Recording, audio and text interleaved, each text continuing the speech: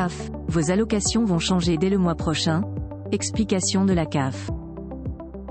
Chaque année la CAF émet des allocations qui avoisinent les 70 milliards d'euros aux bénéficiaires. De manière générale, les versements s'effectuent vers le 5 du mois.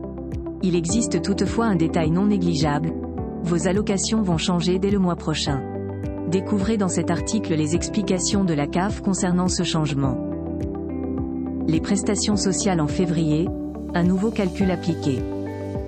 Il convient de rappeler que les allocations que vous recevez portent sur les sommes dues le mois précédent.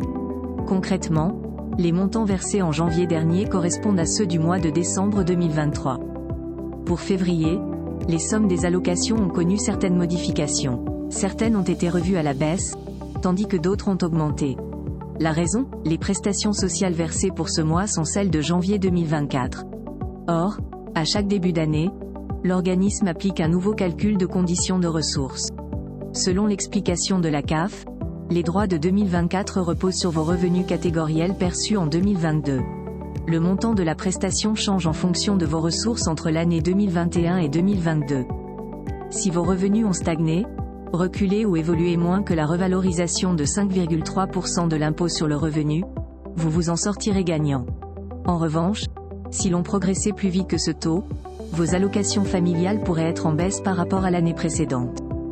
Grâce à ce nouveau changement, certains bénéficiaires pourraient, selon la caisse d'allocation familiale, jouir de la prime d'activité, d'une aide au logement ou d'un revenu de solidarité active, RSA. Et ce, sans qu'ils le sachent. Pour en avoir la confirmation, vous avez la possibilité de faire une simulation sur un site dédié. Rappel sur les conditions d'éligibilité des allocations familiales. Les allocations familiales s'adressent aux familles ayant 2 enfants à charge de moins de 20 ans. Pour prétendre à ces prestations, vous devez assurer que les petits de 6 à 16 ans soient soumis à l'obligation scolaire. Les revenus de ceux entre 16 et 20 ans ne doivent pas dépasser les 78% du SMIC net. Ensuite, les allocations familiales sont destinées à ceux qui résident en France ou y séjournent 6 mois par an au moins. À noter que lorsque vous vous retrouvez avec un seul enfant à charge de moins de 20 ans, le versement de l'aide s'arrête à la fin du mois qui précède le changement de situation.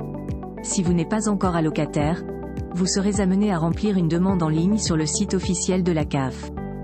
En conclusion, la somme que vous avez reçue ce mois de février représente celle du mois précédent. Suite à un nouveau calcul des conditions de ressources, elles peuvent évoluer à la hausse ou à la baisse.